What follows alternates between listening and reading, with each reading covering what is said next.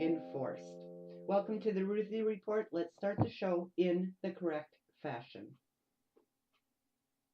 I pledge allegiance to the flag of the United States of America and to the republic for which it stands, one nation, under God, indivisible, with liberty and justice for all.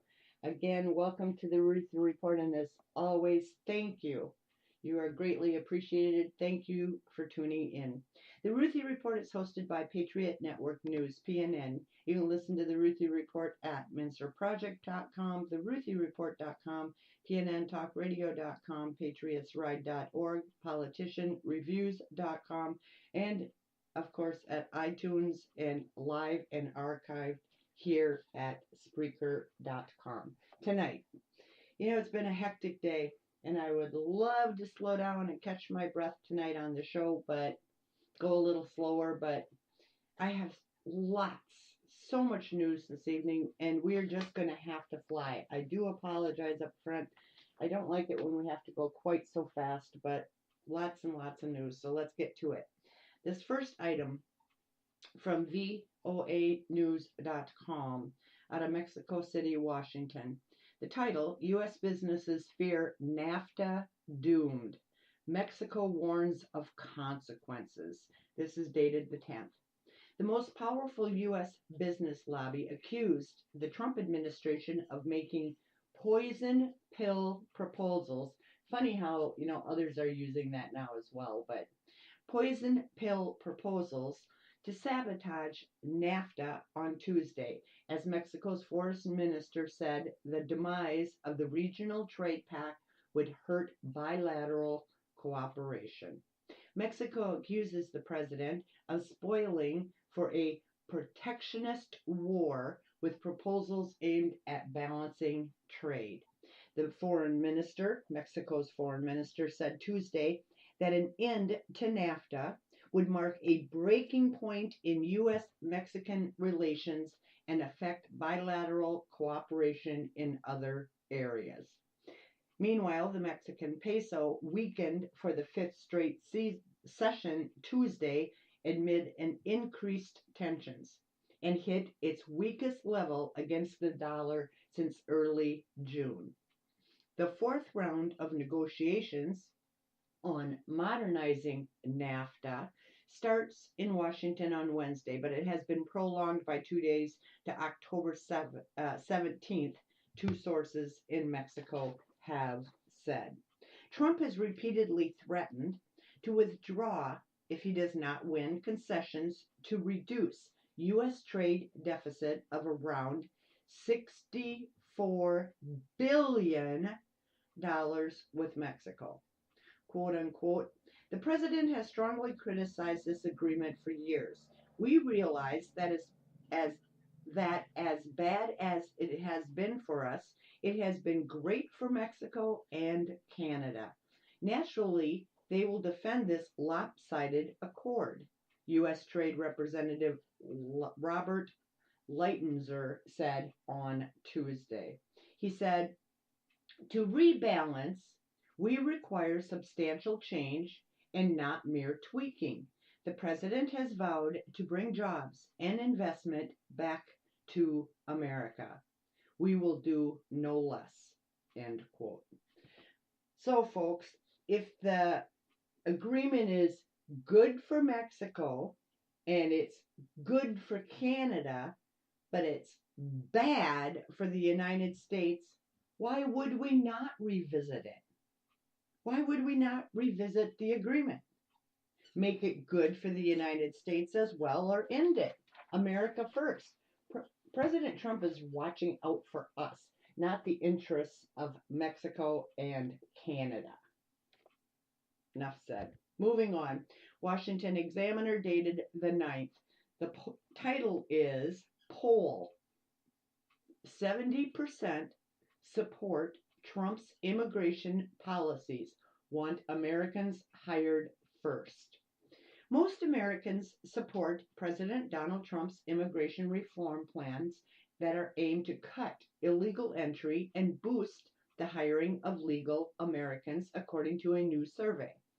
Despite charges from the Democratic leaders like Chuck Schumer and Nancy Pelosi that the vast majority of Americans decry Trump's American First focus, this new survey shows that many of the president's policies are supported by 70 to 80% of the public.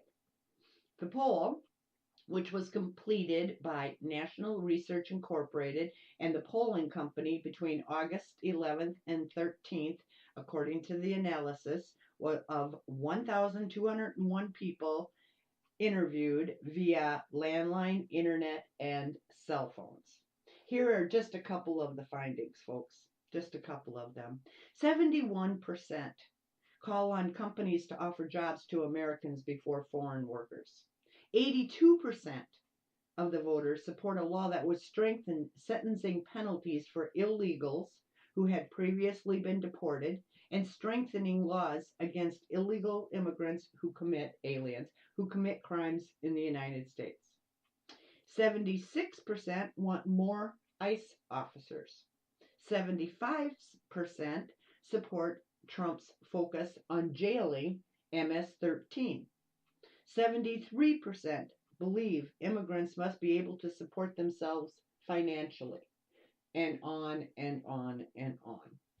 The reason I share this is and I've said it before, as you and I all know, it's, poll 101. You can get just about any result out of a poll you want. But when you have numbers like this, with common sense solutions like that, remember this. Remember this. The next time you hear the misleading, incorrect talking points of the Democrats and their cohorts, the mainstream media. Remember this. You can go to Washington Examiner. The title is Poll 70% Support Trump's Policies. Pull it up. Throw it back at them. All right. Chicago. This is from NBCChicago.com themselves. And the title is Chicago Tops Wait Times in Immigration Courts. In Chicago, some judges are scheduling hearings 4 to 5 years down the road. A joint investigation by NBC and Telemundo-owned stations has found. The consequences of the delay impact both sides of the immigration debate, the article states. Either an undocumented immigrant, illegal alien, with a legitimate reason to stay, such as those fleeing violence, is forced to wait for relief, or an immigrant, illegal alien, who may have a criminal background is allowed to stay years in the United States. That's the two sides of that coin, folks. The simple solution and alternative that they do not mention in this article is real simple. It's called deport. But of course, this is out of Chicago, folks. You're not going to hear that here. Not in this article, anyway. According to the Executive Office for Immigration Review, which oversees U.S. immigration courts, there are 628,698 pending cases through the end of August 2017. The backlog has more than doubled since 2009. The amount of time an undocumented immigrant, or as we refer to them here, illegal alien, must wait for a hearing varies from court to court, but none have a longer delay than Chicago. TRAC data shows that the projected total wait time in Chicago immigration courts is 1,820 days. Almost 5 years, folks. Almost 5 years. This Robert Vinicore says, and I quote, "When I retired in June of 2017, I was scheduling cases into 2022, said the former Chicago immigration judge. He continued and said, "It's embarrassing to tell somebody who appears in front of you that you're not going to have their case resolved for 5 years. He said, I probably had over 4,000 cases. We needed 20. He said he was a judge, one of 9 judges, and that we needed 20 to 25 judges. End quote. The EOIR announced that Congress has approved funding for 65 new judge teams next year, but the judges are now saying that that is not nearly enough. Way to go, Chicago. Just goes to figure. You can just almost bank on which city or state these articles are going to include, can't you? You know, like I've said before, this is just total and utter nonsense. They are all here illegally. You know, there's 3 options. You know, they're always talking, oh, let's have an option for this. How about a compromise? Well, here's something comprehensive for you to think about. 3 options. 1, have mass hearings, hundreds in attendance, just like they do for the citizenship oaths. All of them can say if they're here illegally or not. Pound on the gavel, deport. That's option 1. Option 2, stop all of these judicial games altogether and enforce our immigration laws. They're here illegally. Simply deport them. Option 3, they can wait for their hearings. If we must give them hearings, let them wait for their hearings in their homeland. Immediately deport them, and they can wait there, not here. Those with a real reason to flee their beloved homeland can then apply legally, like others do, to come and get their piece of the American dream. They can state their case and can be accepted or declined and come here legally. There is no reason that they should be able to enter this country illegally, spitting on our laws, living in this country on taxpayer dollars, making demands, speaking a foreign language, waving their homeland flag, and demand a hearing. Deport them back to their homeland and let them find a way to get back on their own financially for their hearings, or maybe try coming here legally like so many others do. It's utter nonsense. It's judicial nonsense. And in Chicago, being scheduled out almost 5 years, do you think that's intentional? You think? Yeah. We're on the same page. Moving on.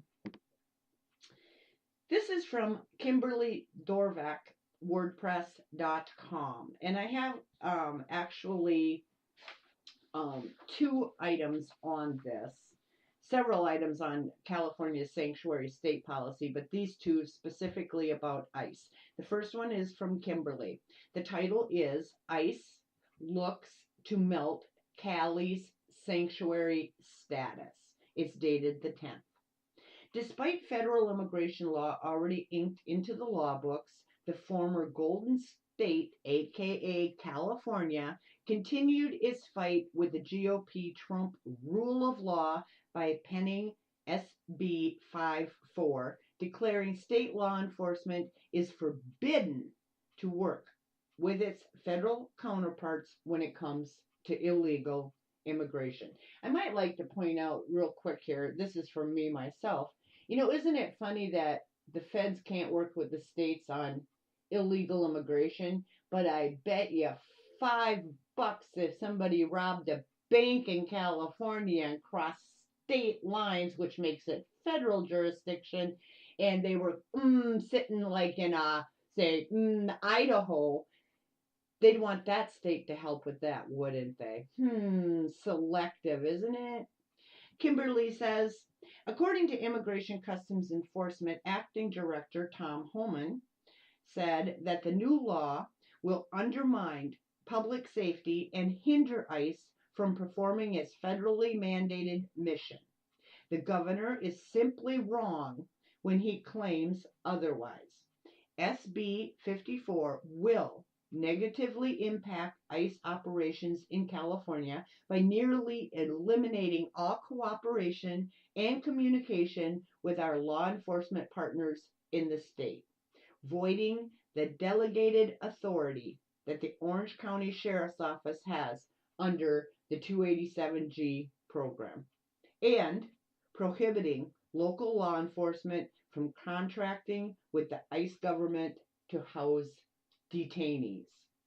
In an effort to enforce federal law, ICE says its agents will now be forced to conduct more workplace and home raids. Those raids will come with a lot of consequences. Quote unquote, ICE will have no choice but to conduct at-large arrests in local neighborhoods and at work sites, which will inevitably result in additional collateral arrests. Instead of focusing on arrests at jails and prisons, where transfers are safer for the ICE officers and the community, ICE will also likely have to detain individuals arrested in California in detention facilities outside the state, far from any family they may have in California. So, in a nutshell, Kimberly says, the new state law will have an adverse effect on the very people that they are claiming to protect.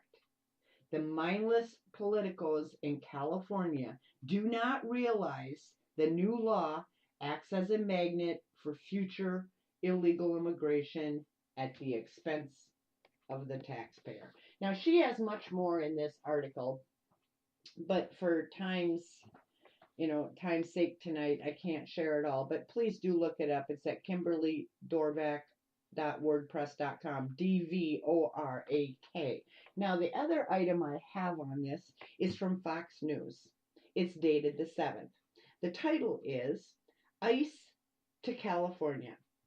No choice but to arrest illegal immigrants despite sanctuary state legislation. Of course, the article goes through much of what Kimberly did. The head of the Federal Immigration and Customs Enforcement, ICE, said that on Friday that his agency had no choice but to arrest illegal immigrants in California neighborhoods and work sites despite newly signed sanctuary city legislation in the state. Homan cautioned that ultimately, and I quote, ultimately SB 54 helps shield removable aliens from immigration enforcement and creates another magnet for more illegal immigration, all at the expense, the safety, and security of the very people it purports to protect. Governor Brown, however, noted that the law does not bar ICE from operating in his state. His office, of course, declined to comment further on the ICE statement on Friday, but he did say that, and I quote from Moonbeam, they are free to use their own considerable resources to enforce federal law in California, end quote. Now, as we all know, Trump has threatened to withhold federal funding to sanctuary cities, several of which lawsuits that were filed, however, have prevented this from happening. I told you all about this, folks. It's just more judicial activism against this administration, and that's where it stands. These holdings of federal fundings are being delayed, hampered, because of yet another lawsuit. Lawsuit after lawsuit after lawsuit. Just so you know, California is home to an estimated 2.3 million illegal aliens. Fox, of course, puts it as immigrants without legal authorization. So you punch that into your computer, what does that come back and spit back at you? Illegal alien. Why can't they just say it? Good Lord. 2.3 million. And do you think those numbers are running higher now with the sanctuary legislation? Oh. You know, as per ICE and Holman, I love it. I love it. Go ahead, California. Keep doing your nonsense. Now, instead of targeted criminal illegal aliens being arrested, all illegals are in play. All of them. And that, quite frankly, is the way it should be. They're illegal. Which part of this do they just not get? But you know, in all honesty, you know who really is hurt the most by this? California patriots, our fellow Americans and legal residents who watch illegal aliens, the lawbreakers, protected while they continue to follow the laws. And they are going to be forced to watch the increased illegal invasion into California that is bound to take place. They are now a sanctuary state. Any illegal right now that has any beef that he's hiding out from, an AKA alias, that he's got some crime under a different name and is in hiding or laying low, is going to say, why in the hell should I do this? Why don't I just go to California? It's so sad, really. It is. I do thank, however, Director Thomas Holman. Thank you very much. Take it to him. Take it to the streets. Go in there with the feds and clean it up. You know, if we could start just clean up California, we'd be way far ahead in this battle. Meanwhile, now that you have this with what's going on with ICE, here's the sheriffs weighing in. This is from cnsnews.com. The title is Nation's Sheriffs Call California Sanctuary State Law Dangerous and Reckless. This is dated the 9th. National Sheriff's Association Executive Director Jonathan Thompson warns against a sanctuary state law. The 20,000 member National Sheriff's Association, NSA, says that California's new sanctuary state law is dangerous, reckless, and an obstruction of their efforts to protect the public. Quote unquote by Mr. Thompson. America's sheriffs are saddened and disappointed that Governor Brown signed this reckless bill into law. This law has turned police into political pawns, but they remain determined to protect the public.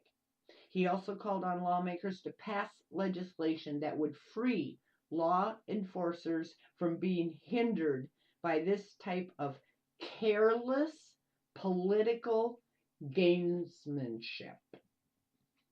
He said, it is unfortunate that California's law enforcement have become pawns in this political game, but they will continue to do their jobs diligently to protect their communities. That's the National Sheriff's Association. Moving on to California. This is at freebeacon.com, and the title is California Sheriffs Call on Congress to Stop Their Sanctuary State. Law enforcement says new laws could provide safe harbor to MS-13. It's dated the 9th. California sheriffs are calling on the GOP controlled Congress to intervene and pass a federal law to change the state's sanctuary state status, warning that the law that ties their hands too tightly will only increase the chances of another high profile tragedy. The sanctuary law, which Brown signed, does not go into effect until January. It is the most far reaching of its kind in the country and places sharp limits on how local law enforcement agencies can communicate with federal immigration authorities. It would also make it a crime to enforce federal immigration laws on the premises of all schools, hospitals, libraries, and courthouses in the state. Making the entire state a sanctuary for illegal immigrants, aliens, is California's latest salvo in its war with President Donald Trump over immigration policy. But law enforcement officials say it's the state's citizens who will pay the price with higher crime rates and avoidable tragedies. Most of the state sheriffs argue that the law limits their ability to remove dangerous, repeat offenders from their communities. The sheriff said that the law would prevent police from notifying ICE of self-admitted members of MS-13 or other gangs if they were arrested for misdemeanor crimes such as assault and battery, possession of narcotics, being under the influence of narcotics, or driving without a license. The California State Sheriff's Association President Bill Brown told the Washington Free Beacon, and I quote, "If a gang member is arrested or charged with misdemeanor or a felony that is not covered by the law, we would be precluded from contacting ICE." He said, "My concern is that statewide we are going to have this issue, that you end up with a known gang member in custody for a particular crime that is not covered, and we would not be able to make that notification." End quote. The article goes on to say that the police are also worried that the law is too light on illegal immigrants who have been arrested for drunk driving. Police can only call federal immigration authorities if they arrest an illegal alien with a violent felony on his or her record. In California, a person must be convicted 4 times in a decade for it to be considered a felony, law enforcement has said. At the federal level, Attorney General Jeff Sessions and other Justice Department officials have tried to educate the public on the dark side of illegal immigration and sanctuary policies. During a speech in Philadelphia in July, Sessions complained that some sanctuary cities were already refusing to turn over illegal aliens, including members of MS-13. He said, and I quote, "They are giving sanctuary not to their law-abiding residents, they are giving sanctuary to criminals. It saddens me that one of those jurisdictions is Philadelphia." He recalled an incident in 2015 in which Philadelphia's sanctuary policy prevented a previously deported illegal alien from being removed by ICE. Instead, he was released and a year later charged with raping a child.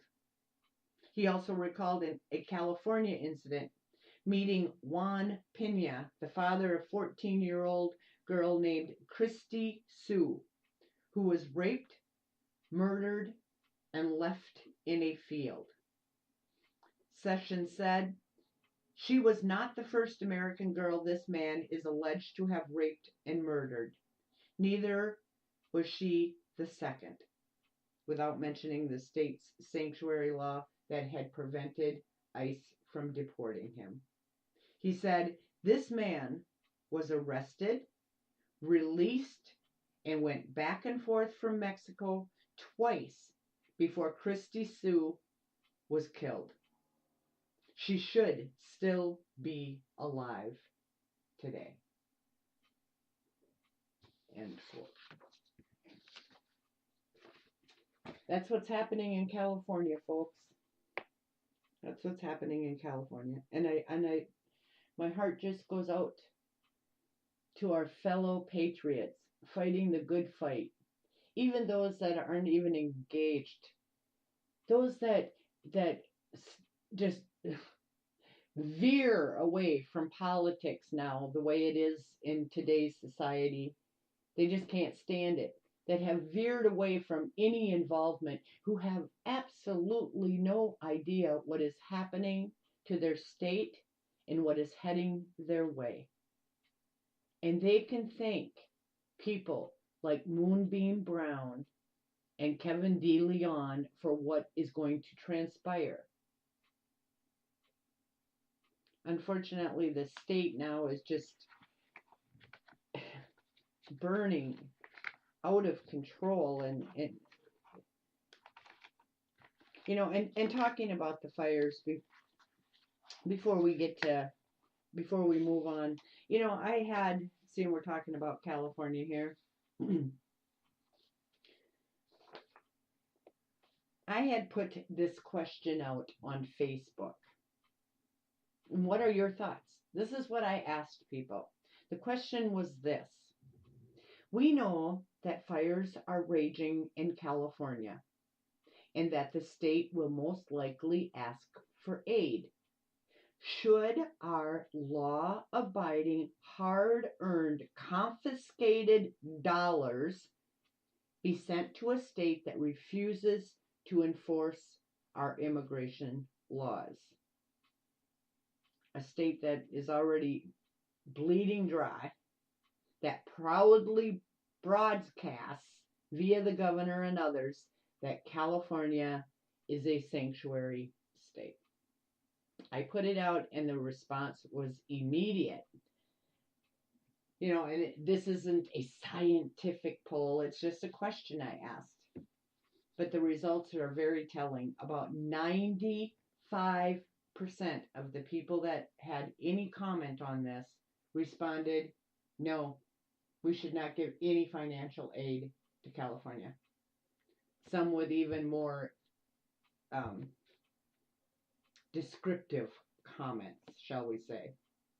Even Californians weighed in with no. Their answer, they said, I live in California. No. About 5% or less said, yes, we should. You know, isn't it so sad? Truly, isn't it sad that the illegal, alien, loving leadership of California has put our fellow patriots in such a predicament to begin with, and even more sad, have put the level of animosity at where it is, that it has risen to this point because of the leadership's lawless actions and pandering in California. 95% said no. Very telling, folks. Very telling. All right, now let's switch over to a different subject here. President Trump's immigration priorities. Even if you don't listen to much news, you have had to hear that President Trump has made an announcement and has put forth some priorities that he would like. Numbers USA has weighed in, and this is from the president, Roy Beck, and his statement that he released to the media. In part, based on our earlier internal surveys, the Trump administration's release of immigration policy priorities is certain to reassure and even thrill most of the 8 million members of Numbers USA online network who expect that policy to put America's workers and communities first. Most politicians who have been commenting lately on immigration policy have failed to show the compassion and support that the Trump administration is offering the men and women of America who want a decent shot at a decent job without having to compete with millions of new foreign workers being added to compete with them. The principles were released in a document that included the following details and which was titled the Trump Administration Immigration Policy Priorities. So, folks, if you want to look it up for yourself, punch that into your computer. Trump Administration Immigration Policy Priorities, and it'll come up. But here's just a few of the items. On border security, the priority is to build a southern border wall and close legal loopholes that enable illegal aliens immigrate. Numbers puts illegal immigration and swell the court backlog. Fund and complete construction of the southern border wall. Authorize the Department of Homeland Security to raise and collect fees from visa services and border crossers. Fund border security and enforcement activities. Ensure the safe and expeditious return of unaccompanied alien children and their family units. End the abuse of the asylum system. Remove illegal border crossers quickly by hiring an additional 370 immigration judges and 1,000 ICE attorneys. Discourage illegal reentry by enhancing penalties and expanding categories of inadmissibility. Improve expedited removal. Increase northern border security. On interior enforcement, it says, enforce our immigration laws and return visa overstays. Strengthen laws by hiring 10,000 more ICE officers and 300 federal prosecutors. End visa overstays. Prevent gang members from receiving immigration benefits. Protect U.S. workers by requiring E-Verify and strengthening laws to stop employment discrimination against U.S. workers. And then, of course, folks, we have the merit-based immigration system, which was included. Some of those items are establish reforms that protect American workers and promote financial success. End extended family chain migration by limiting family-based green cards to include spouses and minor children. And establish a point-based system for green cards to protect U.S. workers and the taxpayers. Quite a bit of information there for you. Again, you can go and look it up, but that is what USA has put out. Now, FAIR also put out a statement article on the policies. Their title is Trump Administration Lays Out Immigration Policy Principles. They state, on Sunday, October 8th, President Trump delivered his administration's immigration policy principles to the House and Senate leaders. Following the administration's announcement to wind down Obama's unlawful Deferred Action for Childhood Arrivals amnesty program, lawmakers have begun discussing potential changes to U.S. immigration law. Therefore, the White House released these principles to outline reforms that must be included as part of any legislation addressing the status of DACA recipients. Specifically, the principles prioritize the interest of American citizens and legal residents by addressing border security, interior enforcement, and the creation of a merit-based system. In the press release, Fair has applauded the White House's sweeping immigration reform plan.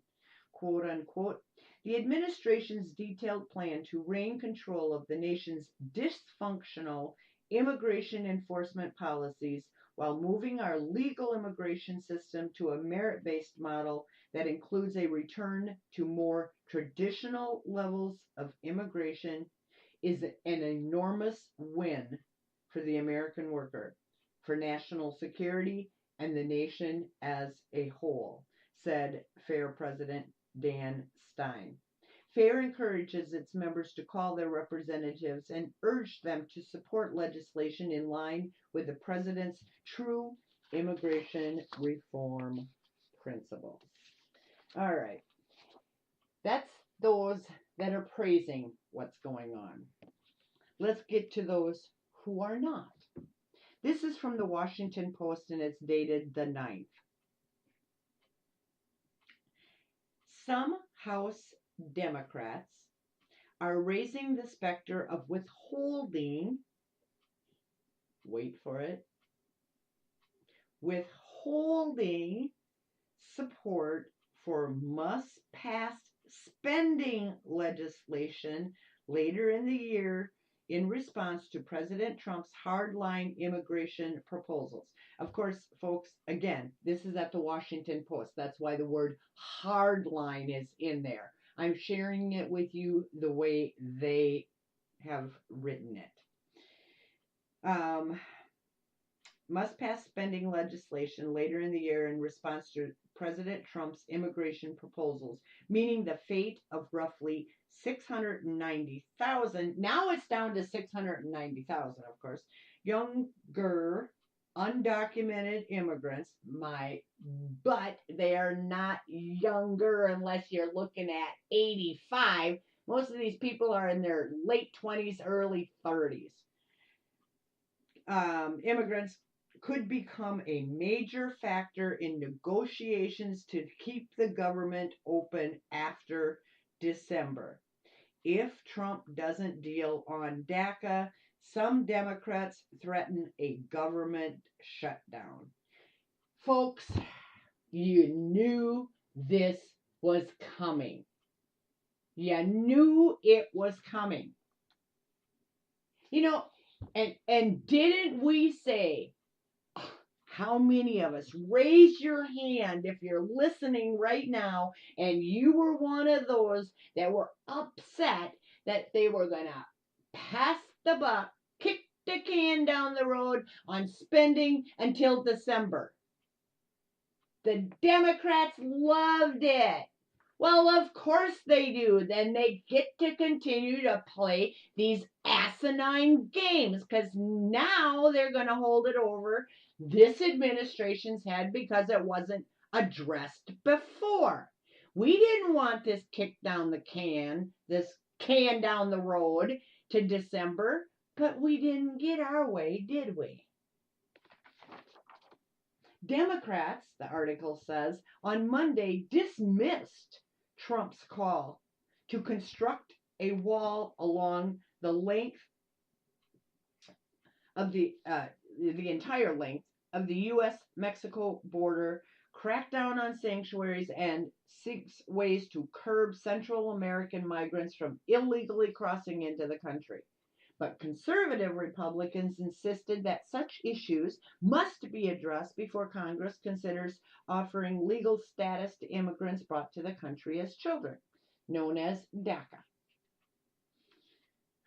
Nancy Pelosi says, and I quote, "What the White House put forth is a complete non-starter," she said in an interview, blaming Trump's senior policy aides for advancing an un-American idea on how to deal with immigration. Luis Gutierrez, such disdain for that man, called the spending bill debate a defining moment for the Democrats. He said much more than what I'm going to share here. That article is coming next, folks. He said, "I'm not saying we should shut down the government, but if you want to budget with the Democratic votes, then it's got to have some Democratic priorities, he said.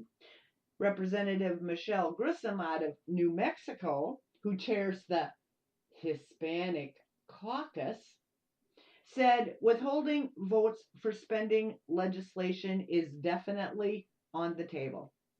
But she added that the Democrats will continue to try to build consensus with moderate Republicans, also known as rhinos, on the immigration plan. Of course, the Democrats were not the only ones trying to figure out the next move. GOP leaders also were deliberating over how to proceed, fretting that the White House's position would complicate talks and reduce the chances for a relatively quickly deal, which Trump wants. And of course, we've got to have a few of those that advocate for the illegals. Ali Nourani, executive director for the National Immigration Forum, said that he believes that there remains a significant majority on Capitol Hill interested in forging a deal no matter where the White House stands. If they fail, he added, it will be Trump who takes most of the blame for choosing to end DACA, which has broad public support.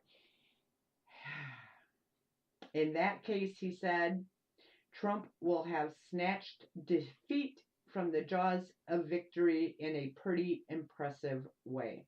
Well, Ali, I hate to break it to you, guy, but you're wrong. It doesn't have broad public support. That is just yet another talking point that you would like to put forth. And you're saying that there is interest on Capitol Hill to forge forward no matter what the White House says. Well, who in the hell do you people think you are? We, the people, put Trump in office. The White House does matter. You know, it's just more of this advocacy kind of nonsense where they think they rule, and they do not. If they fail. Well, we're working on that. There are people right now making sure that the Republican Party understands exactly where we, the people, stand on this issue. How do you think, why do you think President Trump had so much support as candidate Trump? Get a grip. You know, I'm so tired of hearing this BS. And the mainstream media and people like the Washington Post putting this crap in print.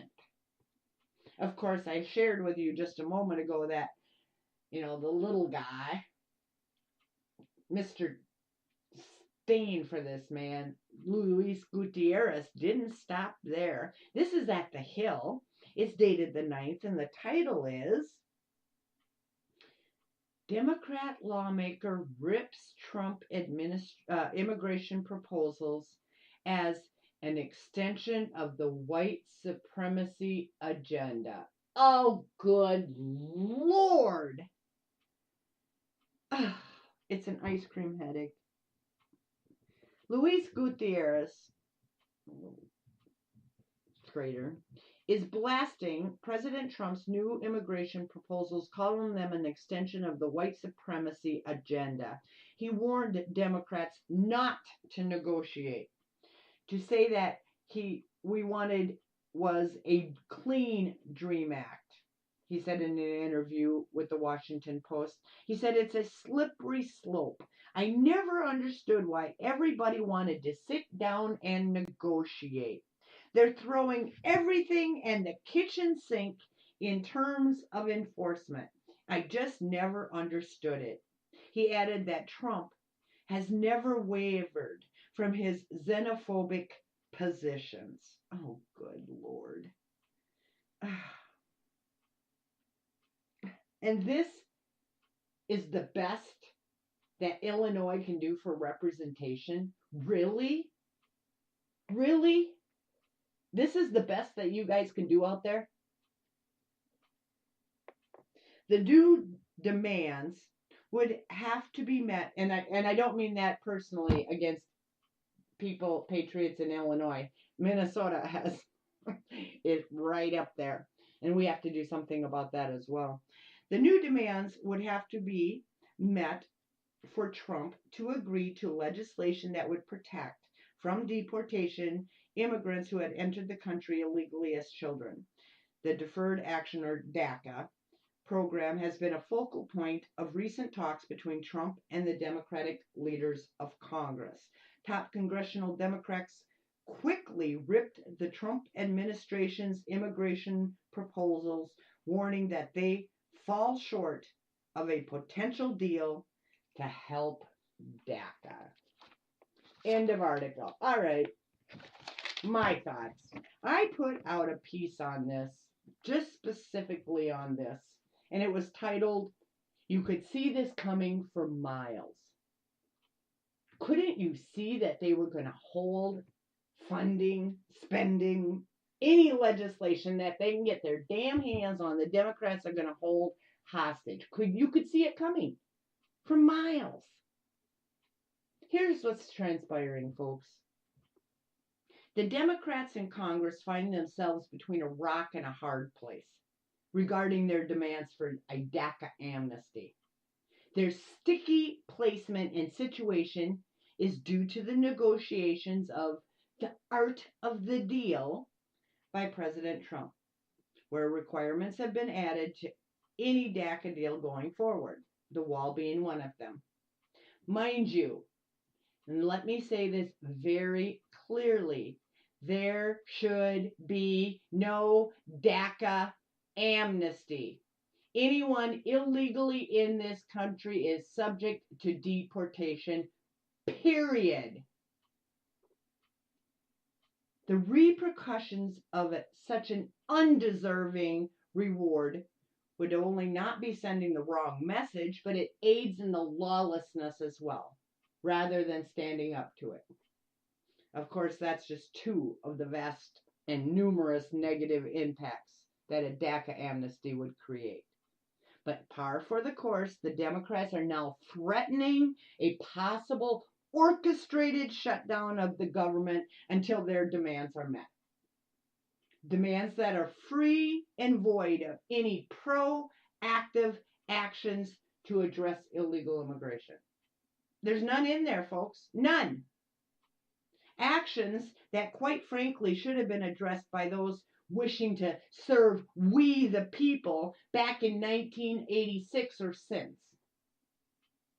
Why the Democrats are under the impression that they can simply blackmail this administration if their demands are not met astounds me. I don't understand it.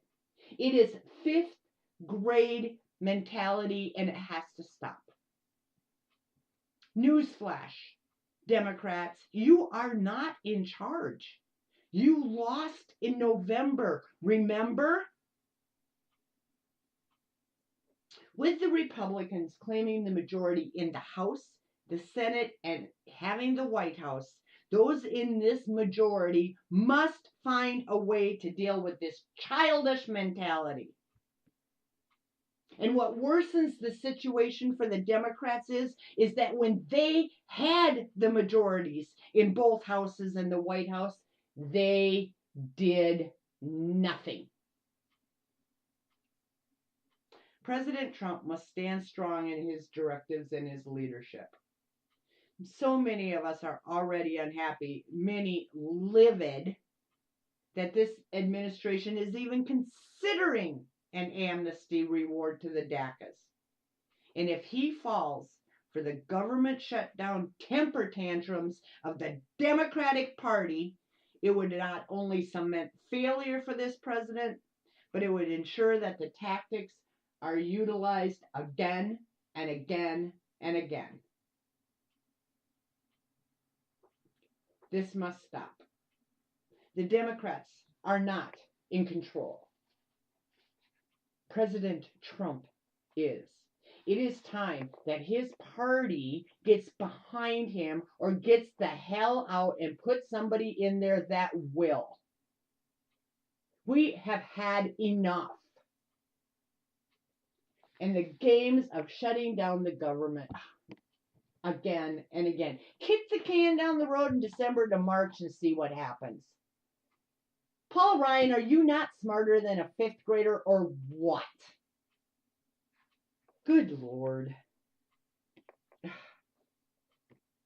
It's just mind-boggling. Let's see here. We have so much information tonight. There is a good and very informative article out by Michael Cutler. Please pull it up. The title is Homeland Security Uncovers Massive Immigration Failures. The devastating consequences for national security. It is dated the 9th. You can find it at frontpagemag.com. And I just want to say really quickly that I love this quote by Michael Cutler. Suicide is not an act of compassion, meaning allowing the mind-boggling lawlessness of illegal immigration. Suicide to this nation is not considered compassionate. Again, you can go to frontpagemag.com. It's dated the 9th by Michael Cutler. Homeland Security uncovers massive immigration failures. All right, let's get to some DACA here. We might have to skim through some of this here. This is at Breitbart. It's dated the 9th. It's Democrats and media sing together. Pro-American immigration reforms are poison pill. Oh, golly gee, you almost got to wonder if they got together, seeing that the NAFTA, wasn't it just at the beginning of the show about NAFTA that they were calling it a poison pill, and now the Democrats and media are saying the same terminology. Please. Democratic legislators, progressive advocacy groups, and the established media are singing in harmony. President Trump's list of pro-American immigration reform priorities are illegitimate poison pills created by White House advisor Stephen Miller. Oh, man. The tone was set by top Democratic leaders who issued a statement placing the interests of illegal aliens ahead of the Americans and rejecting the legitimacy of the president's call for Congress to implement his election-winning immigration platform. It said, the administration can't be serious about compromise or helping the Dreamers if they begin with a list that is anathema to the Dreamers, to the immigration community, and to the vast majority of Americans. The list includes a wall, which was explicitly ruled out of the negotiations. No, it wasn't, lady. Pelosi. It was only ruled out by you. If the president was serious about the Dreamers, his staff would not have made a good faith effort to do so. Politico's headline is, the Trump lists immigration demands that could derail Dreamers' deal. Oh. The pro-amnesty Washington Post used political-style headlines saying that Trump administration releases hard-line immigration principles threatening deal on Dreamers. Of course, the TV networks followed the same tune. CNN stating the White House on Sunday night released an aggressive list of priorities for any deal to protect the undocumented immigrants in limbo. A list that could make a deal almost impossible to reach if it is strictly followed. NBC sang along. And the pro-amnesty advocacy group, America's Voice, claimed that tonight President Trump signed off on a long list of poison pill. Wow, isn't it amazing that they all are coming up with that same terminology? It's almost like you would think they all got the same talking points narrative. Wouldn't you? Just it just must be me, folks, right? Yeah. President Trump signed off on a long list of poison pill measures that threaten to kill the chances of enacting the DREAM Act this year. In doing so, Trump seems to be following the lead of White House advisor Stephen Miller and Attorney General Jeff Sessions, both of whom are ardent opponents of anything that would result in legal status for the Dreamers. Of course, the ACLU couldn't stay out of it. White House principles amount to nothing more than Trump senior advisor Stephen Miller's Dreamer deportation outline. Miller's wish list of anti-immigration policies designed to scuttle progress for the Dreamers and is afoul with unconstitutional reforms. You know what, folks? Trump has put the Democrats in a no-win position, and they know it. They know it. Trump should not be offering an amnesty to DACAs in the first place.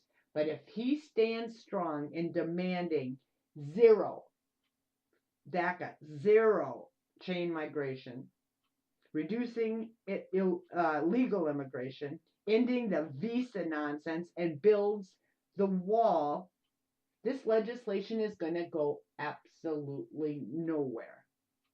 Like I have said repeatedly, the same scenario year after year instead of just enforcing our laws and putting Americans first. It happens every single time. The Democrats and the illegal alien lovers and the illegal aliens themselves demand this and demand that. They know they're never going to get it. The Republicans flaunt about like they're really considering something. You got a few rhinos that we must get rid of in office, standing there, putting up a good show, and the legislation fails every single time. You know, and unfortunately for the Democrats, the DACAs have already attacked Pelosi and the Democrats for not addressing this before.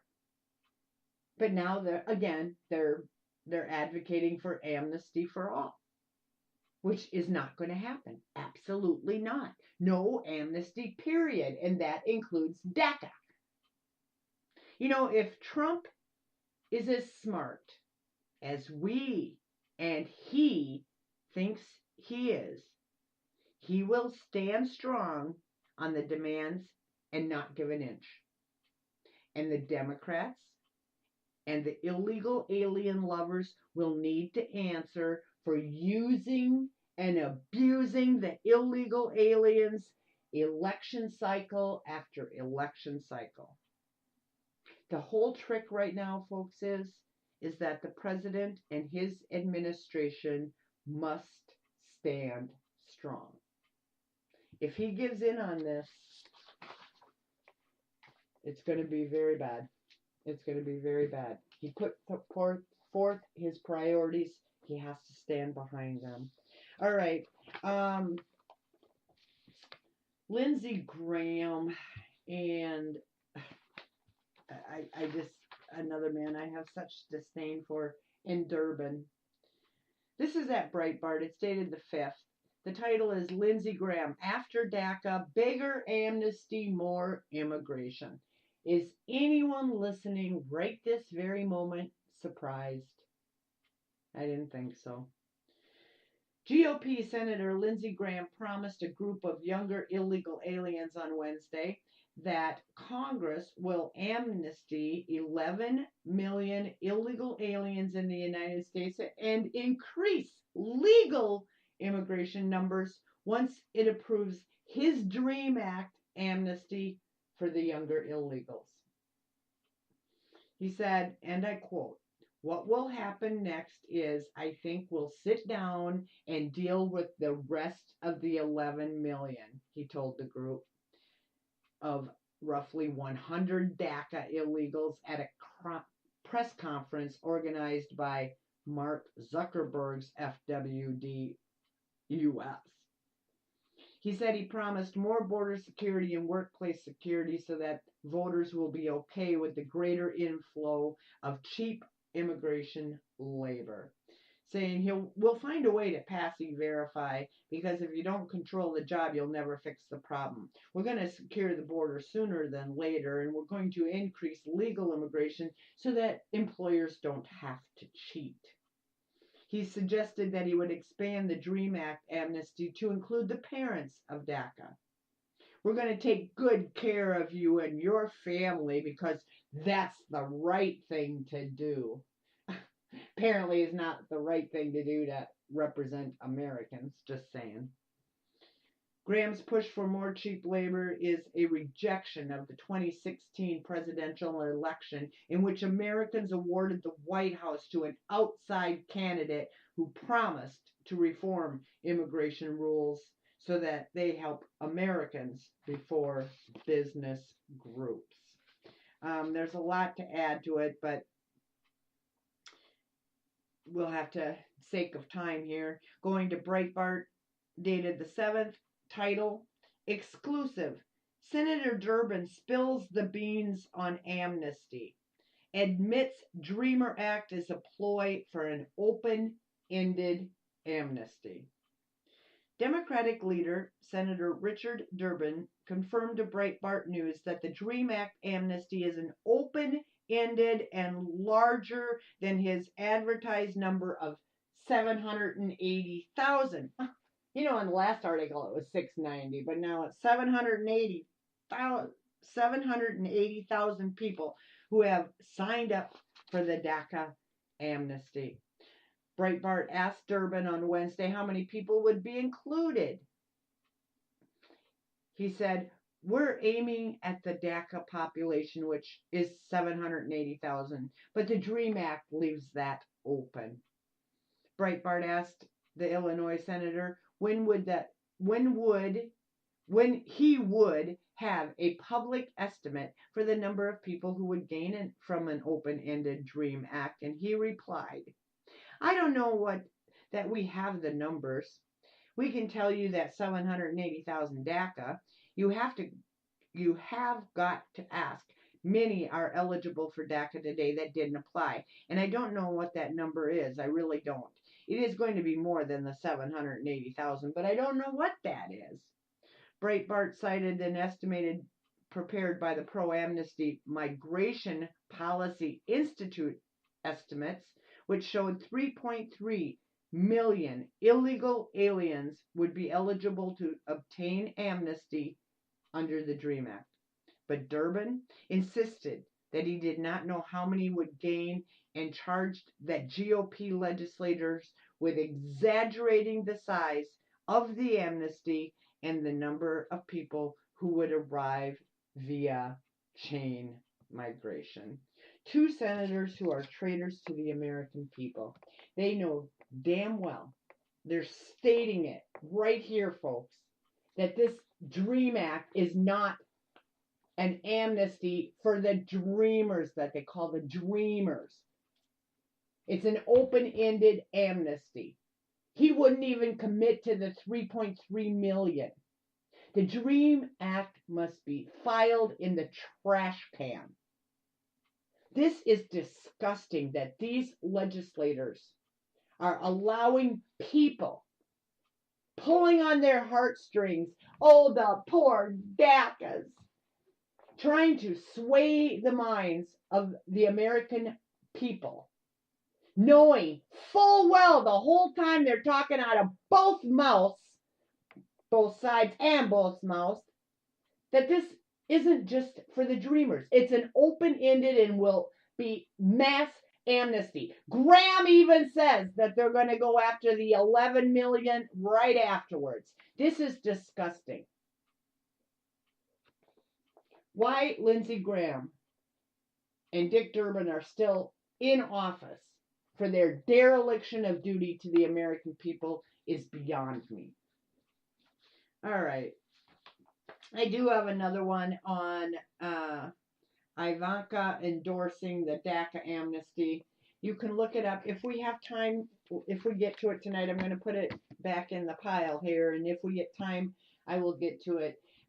Just decisive to say, she does want a DACA amnesty. And I know there are many of you that do not believe that you think it's fake news. Please do your own research. Put it in. You will find article after article after article and resource on this. We will share it if we have time. We have so much criminally and or insane tonight. We got to get to it. First, this is the info this month from NC Fire. You can go and look this up all by yourselves to get the startling, repulsive statistics if you would like. Go to www.ncfire.info. Not .com, not .net, but .info. We have suffered through another month of unthinkable crimes against our children without any relief from our leaders in Raleigh. Let's be very clear. One, the lack of action on state-level illegal immigration enforcement laws goes directly against President Trump and the Republican Party's platform stated goals. Number two, the leaders in Raleigh are beholden to the North Carolina Chamber of Commerce and the North Carolina Farm Bureau, not to the people who elected them, you. Number three, none of this will change unless you, the voters, demand it from your legislators. It is beyond time for action.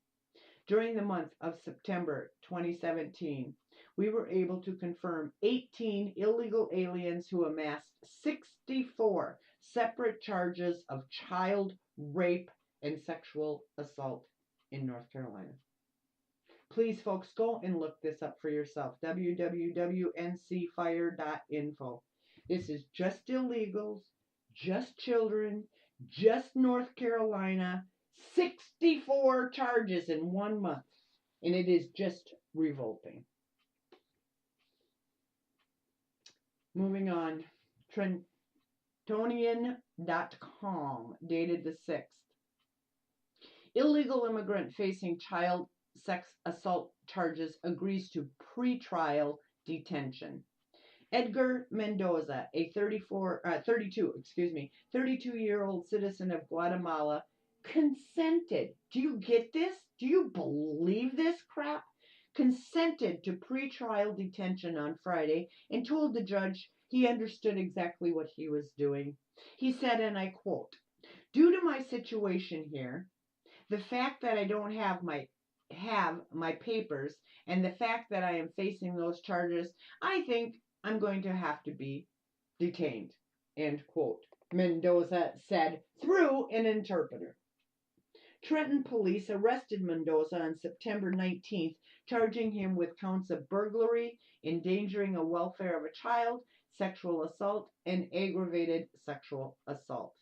He is accused of unlawfully, which I did share this with you folks, unlawfully entering a Bayard Street home, molesting a 6-year-old victim in her bed, and jumping out the second floor window after the child's father found Mendoza in the bed with the victim.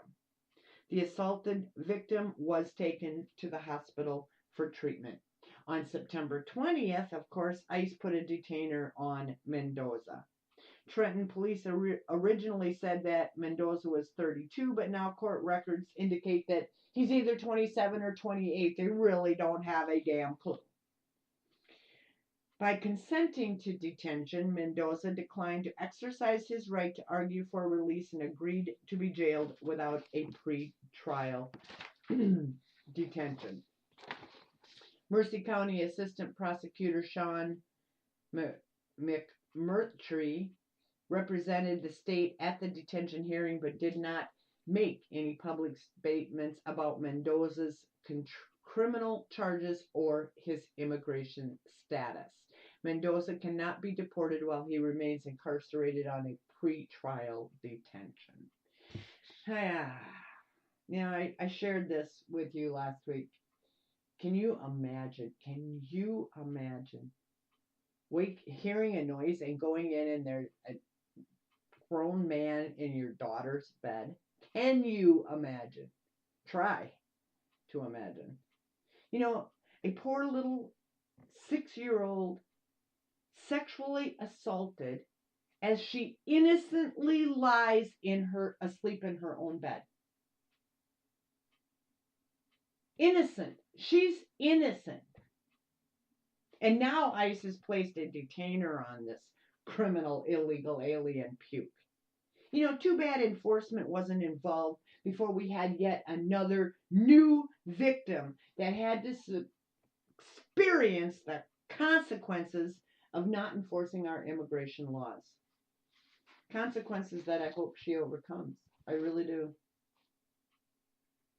But what adds to the anger to this revolting article and ordeal is the illegal alien's demeanor. Agreeing to be detained to detention?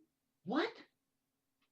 You know, this is the arrogance illegal aliens have.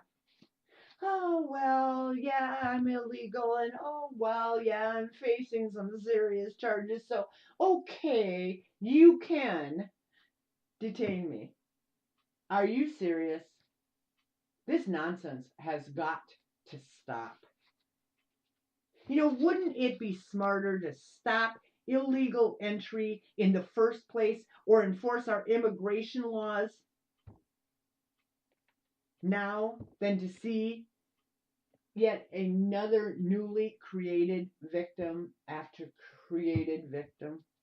You know, I guess this 6-year-old just doesn't rank high enough on the ladder of pandering by our elected officials. Apparently, she must be below that of the illegal alien, or this crap would stop. Any representative that has a problem with that comment that I just made, my opinion, feel free, please feel free to contact me. I would love to talk to you about it. Next, Fox News, dated the 11th. Teen who illegally crossed the border fights to have an abortion.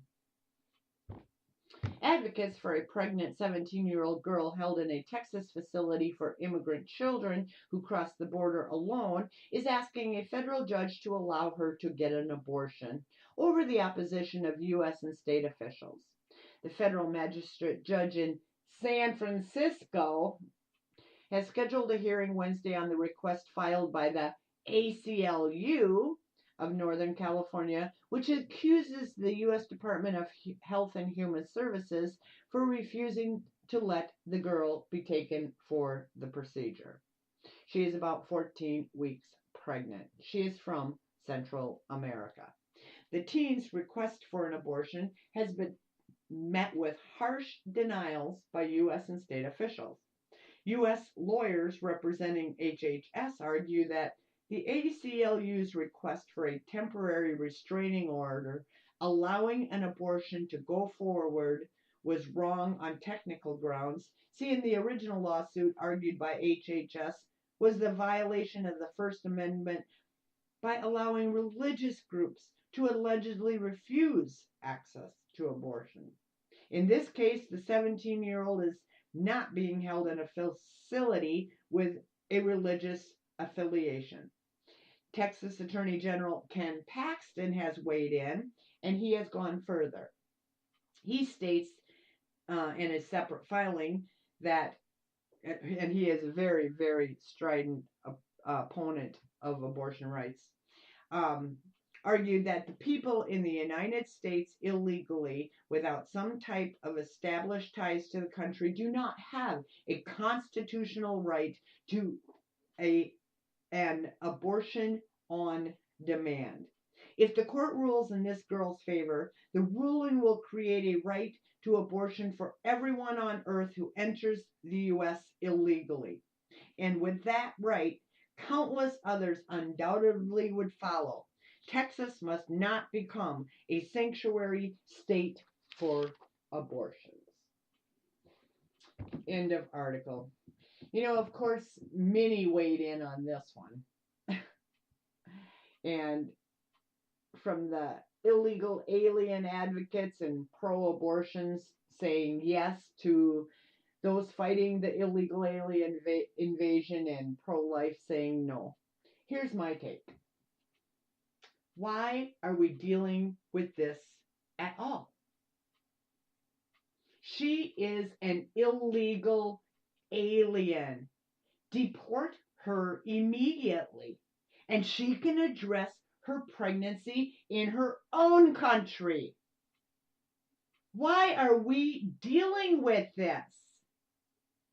Deport her immediately, and then we're done. Why all the lawsuits? Why continue to give the ACLU something else to do with their time against the American citizenry? Deport her. If she wants an abortion in her own homeland, that's up to them, not us. She's illegally present. Deport her. Done. Moving on. This next one is just lawless insanity. It really is. It's a case I told you about a couple of weeks ago, I think like 2 weeks ago, about an illegal alien who has been ordered deported. And she had to buy a plane ticket, but was released by ICE to make arrangements. Now she's hiding in a church. The flight was October 10th. She wasn't on it. This is from the Columbia Dispatch. Mexican woman Edith Espinal staying in church, seeking second stay of removal. Edith is asking the federal government once again for a stay of removal as she seeks a legal way to stay in the country. Espinal, who is 40 and originally from Mexico, has been in the sanctuary of the Columbus Mennonite Church since October 2nd. She entered the church after being ordered deported. She was forced to purchase a plane ticket to Mexico that day. Her flight was scheduled to leave Tuesday morning, and she was not there. After hiring a new attorney on October 2nd, she decided to pursue another way to stay. Elizabeth Mateo, her new attorney in Los Angeles, will soon file a second stay of removal for her. The stay request will be based on the legal avenue that her Espinal recently realized that her 21-year-old son, Isidore, a U.S. citizen who turned 21 a few weeks ago, can now petition for his mother to be granted legal residence. He will file the paperwork with none other than the United States Citizenship and Immigration Services, and the decision to grant the petition will be at the court's discretion, said advocate Mohammed Abdullah with dreamactivist.org. He said she fears for her life if she goes back home. ICE officials have told the son that if he could stop going to check-ins once his mother was deported. His next immigration hearing is not until 2020. Of course, Edith, speaking in Spanish, who has been here for how long? The decades, this woman. How long has she been? They came here almost 20 years ago, and speaking through an interpreter, said that her son remains her concern. I don't want ICE to detain him or use him so I can leave, she said. The only thing I want to ask lawmakers is that they let me be with my children, because I think every parent would do anything for their children. Well, yeah, apparently you should have thought of that before you brought him in here illegally, lady. And of course, Abdullahi said that he communicated with ICE on Tuesday morning, and they asked if she was coming in, and he told them that if they wanted her, they knew where to find her.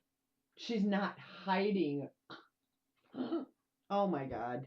Are you serious? The nerve, the canolas, the balls of that guy, huh? This is a prime example, folks. A prime example of what providing illegal alien DACAs a pass will come down to. The parents who brought them there, brought them here illegally, getting a pass to. That's what it is. Apparently, the son is a dreamer brought to here by Mommy Dearest.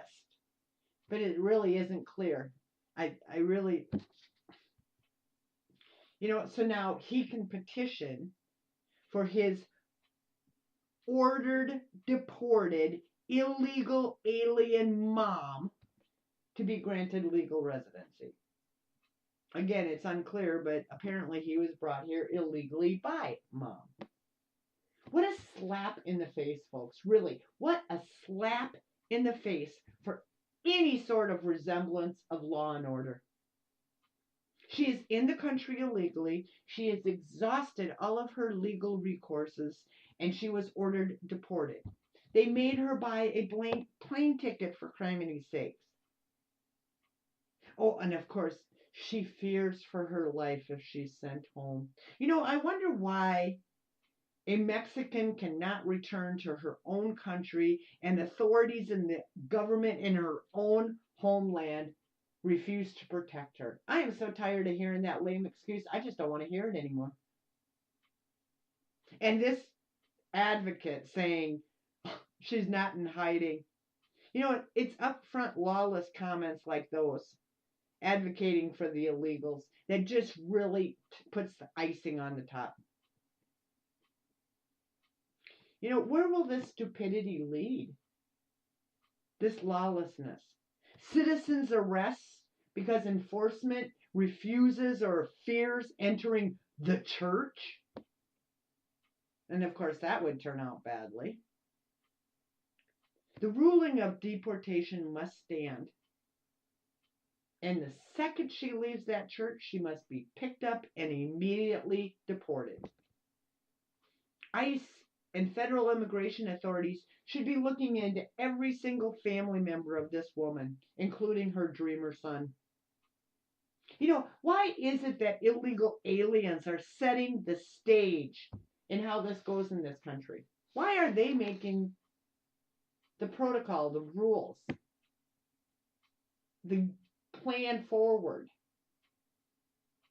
So many weighed in on this article.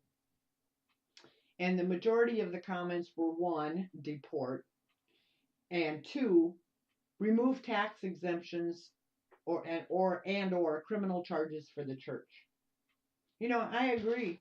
Why are the church leaders allowed to spit on the laws and then, in doing so, are given tax breaks and exemptions while doing it? It's just insane.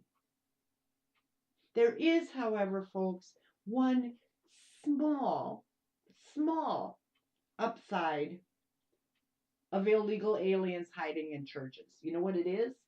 Nobody ever says it, but there is one. If and when ICE gets its act together and starts serious interior enforcement of our immigration laws, we know where to find them, don't we?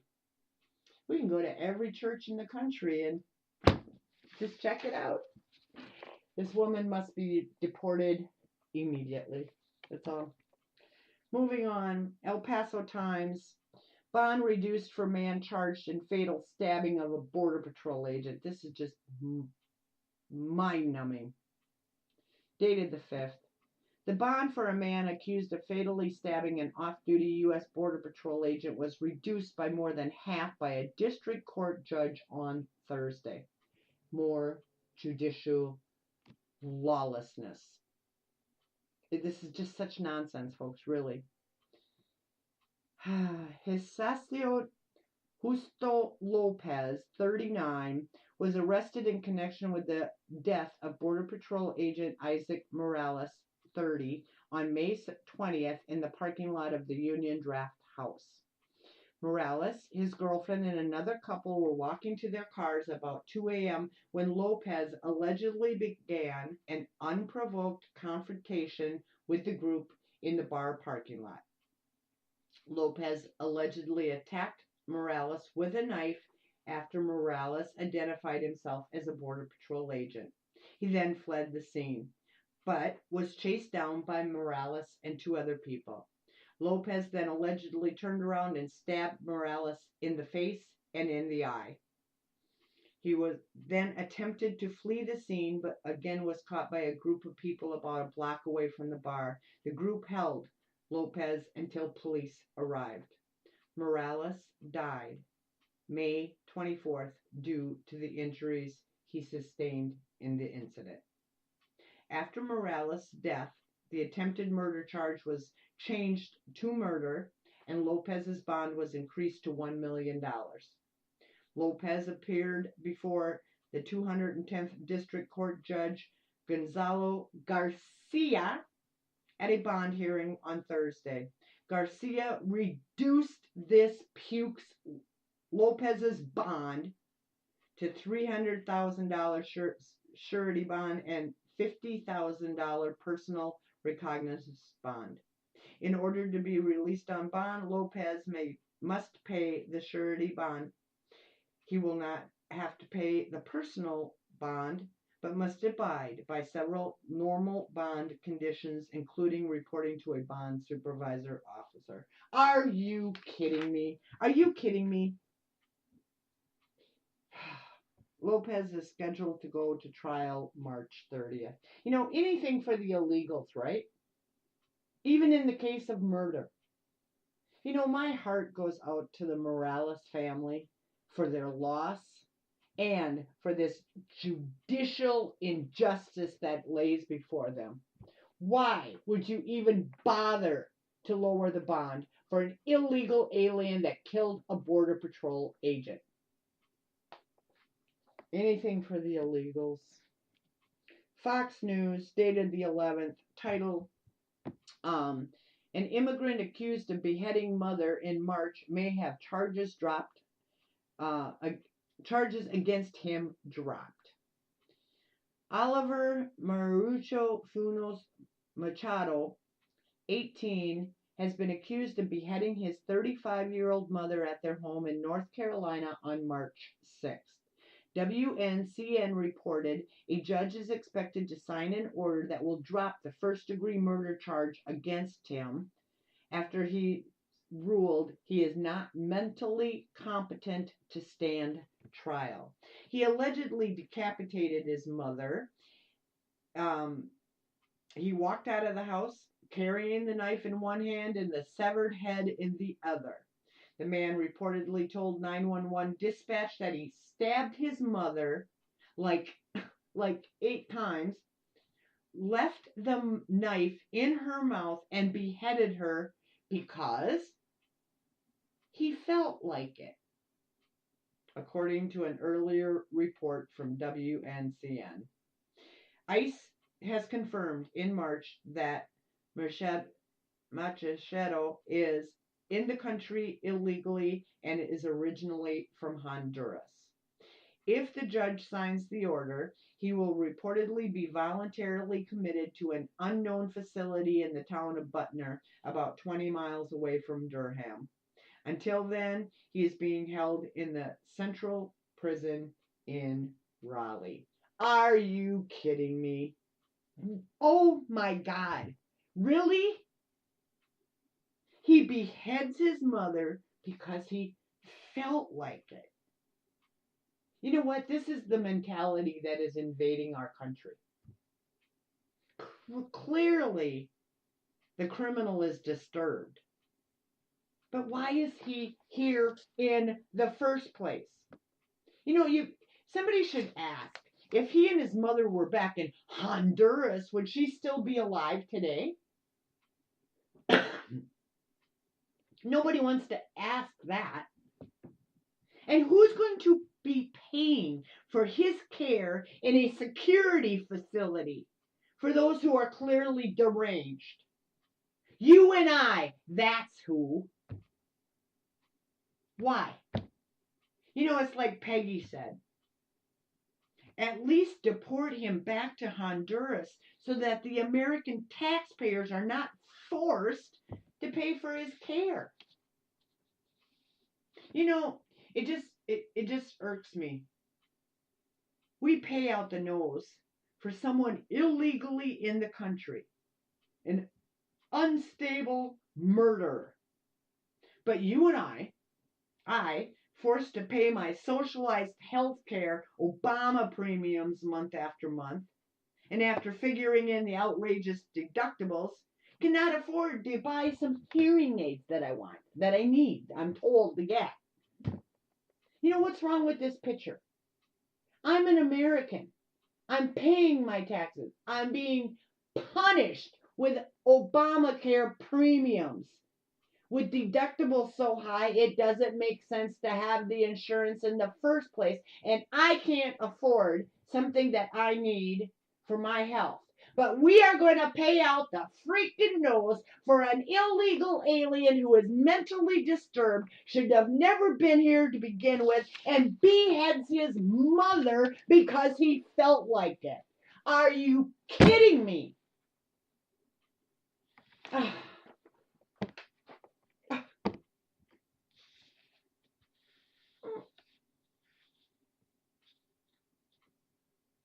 Moving on.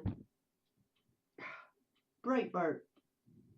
Man in U.S. illegally arrested for murdering South Carolina high school girl. Officials arrested 19-year-old Daniel Jesus Rangel Shear in the United States illegally and charged him with the murder of 18-year-old Diana Martinez Gonzalez, who was found shot to death last week in a patch of woods in Eastleigh, South Carolina. The sheriff's office has confirmed that immigration services determined the man accused of the shooting and killing the local high school girl is illegally in the United States. Deputies say that they received a call from a friend of the victim who was frantic over the crime. Shear allegedly said, ready? He was upset with the girl for spreading false rumors about him. So he took her to a secluded area and killed her. Oh my God. They also alleged that Rangel Shear held another girl against her will, but she was later able to escape his grasp. The murder weapon has yet to be discovered. The coroner's office reported that the victim, the 11th grader at Greenville High School, had been shot multiple times in her head and that the death was pronounced a homicide. ICE confirmed at his court appearance again that he is illegally in the country. He has also been denied bond and will remain in jail until his next court date. Since this was published, Breitbart is also reporting that, are you ready for it? Shear is a DACA. This is what you get the dreamers that they all are falling all over them damn selves trying to reward an amnesty. He is a DACA. The young victim, of course, Gonzalez, leaves behind her parents, a brother, and a sister. Again, folks, this is the mentality. Illegally invading our country, much like a deadly disease. She was spreading rumors about him. He didn't like her, so he took her to the woods and shot her in the head several times. Anybody else frightened yet? Oh my God, we have two crashes here. This is from WNCN.com, dated the 6th. Raleigh hit-and-run suspect was cornered in vehicle by witnesses, police say. Carlos Edilberto Flores Benzes, 27, is facing charges for felony hit-and-run resulting in injury, driving while impaired, and possession of an open container of alcohol in the passenger area of the vehicle. The charges come following his arrest on Thursday evening after Raleigh police and witnesses say that a man was run over with serious injuries by Flores. He is accused of hitting a man at the intersection of New Bern Avenue and Trodwick Road and then leaving the scene. When police arrived on the scene, the 27-year-old was cornered in his vehicle and trapped in the car by witnesses. The keys were still in the ignition. Flores had red glassy eyes, slurred speech, according to the report. The suspect admitted to police that he had been drinking, and an open container of alcohol was found in the vehicle. ICE has a hold on him. The victim suffered serious injuries but isn't gonna die, police wrote in the report. He is being held in the Wake County Detention Center under a $7,000 bond. End of article. What? He isn't going to die? What is that supposed to be comforting versus being seriously injured by an illegal alien? What is that? Police wrote in the report, serious injuries, but he's not going to die. What? And a $7,000 surety bond. Are you kidding me? $7,000? You know, I wonder if this puke was an American instead. What would his bond have been? Do you think it would be $7,000? Or is this yet another case of anything for the illegals?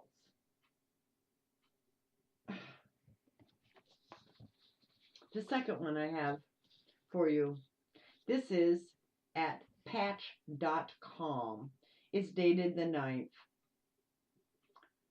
The title is Motorist Crashes into Woodbury Man Faces Fourth deportation. I'm not making this up, folks. A man charged with fleeing a state trooper, driving impaired, and crashing into another vehicle after driving the wrong way down Interstate 35E is not a U.S. citizen and has been deported from the country 3 different previous times, according to ICE. Jorge Barrera Garcia, age 36, now faces his 4th deportation. Garcia was driving a Kia Sportage southbound in the northbound lanes of I-35E in Mendota Heights, this is Minnesota, folks, when he crashed head-on into a Honda Accord. The collision occurred near the ramp of I-35E onto westbound Interstate 494.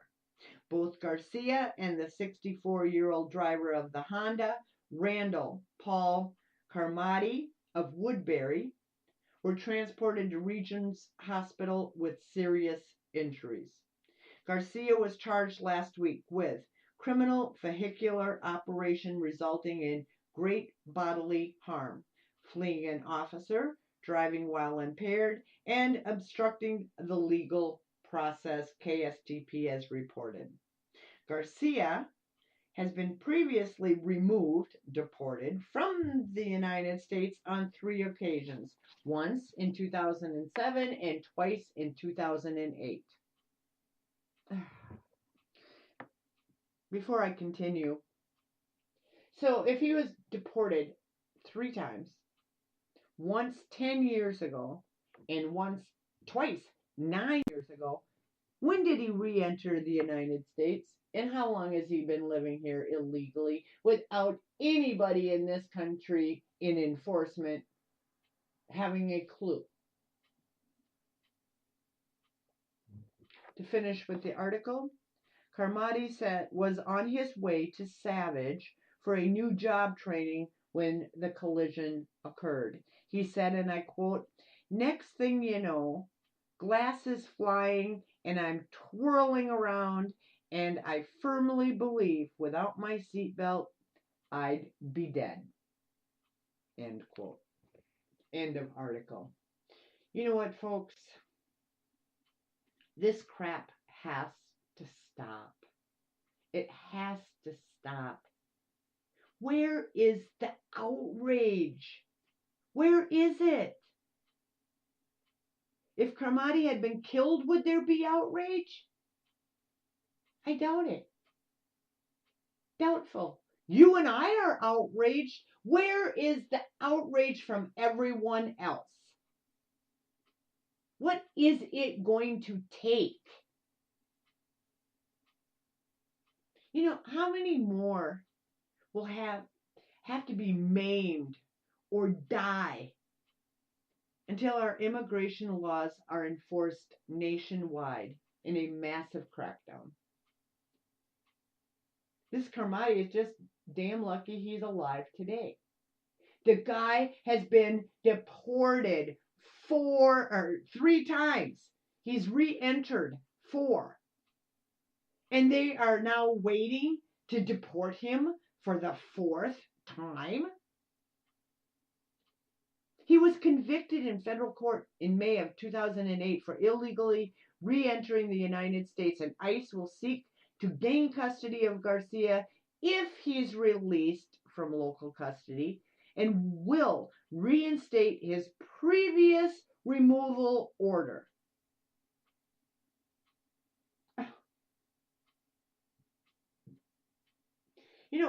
What kind of comfort is that to the victim? Seeing that we have politicians and big business and all those same folks refusing to do anything to secure the damn border. If he's deported, how long before he's back again? And this time, will the next victim be so lucky to only be injured instead of killed?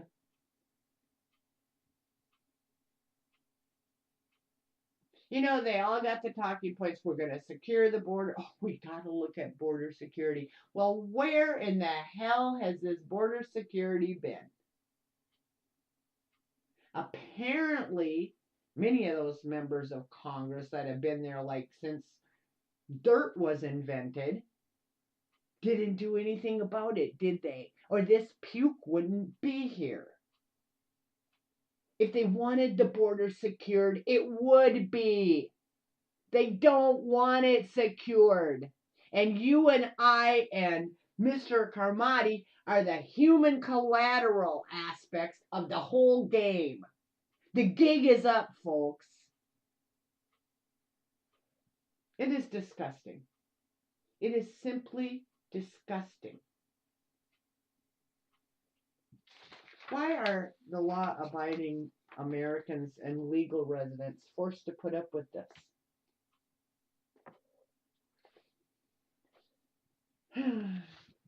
And then we have this guy.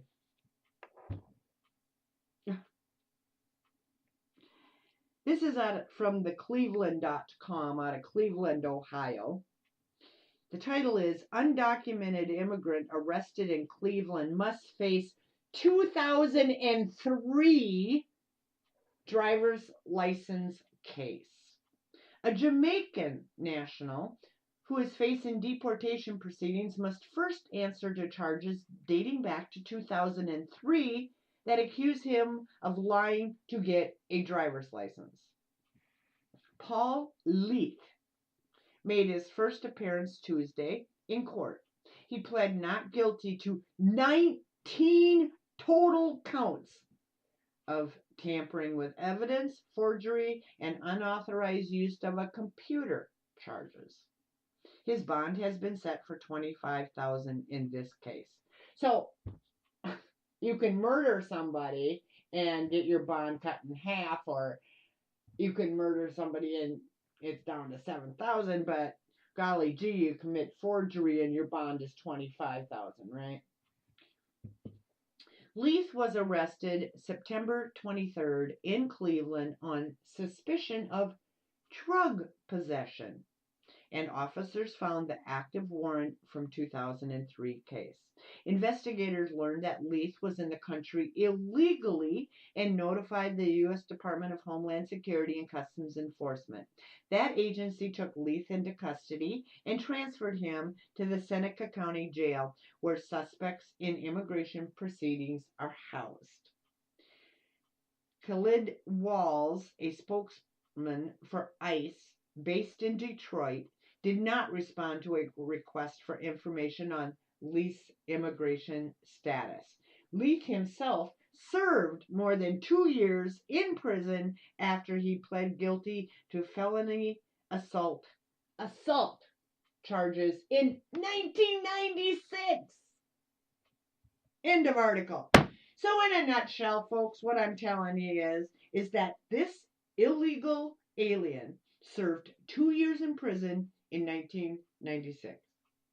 Had a warrant out for his arrest since 2003 for 19 counts.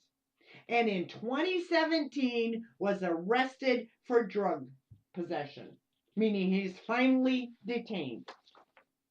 But there are those that want you and I to believe, want us to swallow the BS that criminal illegals are going to be deported and that any future laws or legislation that is created will be enforced. Oh, please. Please. Why do we need new legislation for anything? We have legislation on the books. It's not enforced. And any new legislation that the pandering illegal alien lovers in Congress come up with won't be enforced either. You know, this guy should have never entered the country.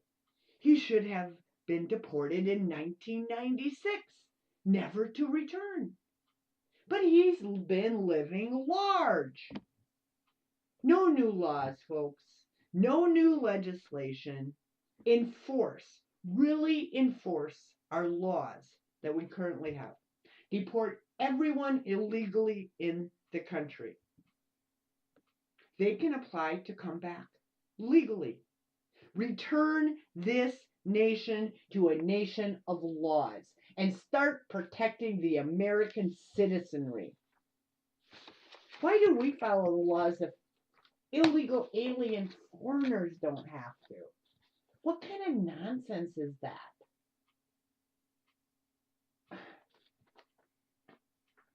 I have a couple others, but we're going to finish up with this DACA, with this Ivanka, and call it a night. This is from Breitbart. It's dated the 10th. Ivanka endorses DACA amnesty and more visa workers. Ivanka Trump called for a congressional fix when asked by a liberal journalist to say, what role should the Dreamers be playing in a future workforce? She said, well, I think it is a very complicated issue that needs a long-term congressional fix. She said cautiously to Nina Easton. She said, I am personally of the opinion, and the president has stated this, that we have to figure out a good solution that protects these innocent people, many of whom were brought to this country as children. But you know, there has to be a long-term fix, and it cannot be bandaged over at a presidential level by another executive order, which can be rescinded by a subsequent administration. She also pushed the accelerator by urging a greater use of foreign workers instead of Americans, contradicting her father's Inauguration Day promise to buy American, hire American. She said, and I think when the senator was speaking about the need for comprehensive immigration reform, I think that is the right approach because our system is flawed and it is not equipped to handle the challenges of, and our visa program is deeply flawed. We're not retaining the best talent for the jobs that we need, and that has to fundamentally be reconsidered. Her reference to the senator was to Amy Klobuchar, Senator Amy Klobuchar of Minnesota, who spoke earlier at the conference about a claim needed for comprehensive immigration reform. You know, I didn't vote for the Trump family, folks. I voted for candidate Donald Trump because of his campaign promises that he made, and I expect him to keep those promises. I really do. And apparently, my initial comment online that I did not vote for the family is in good company.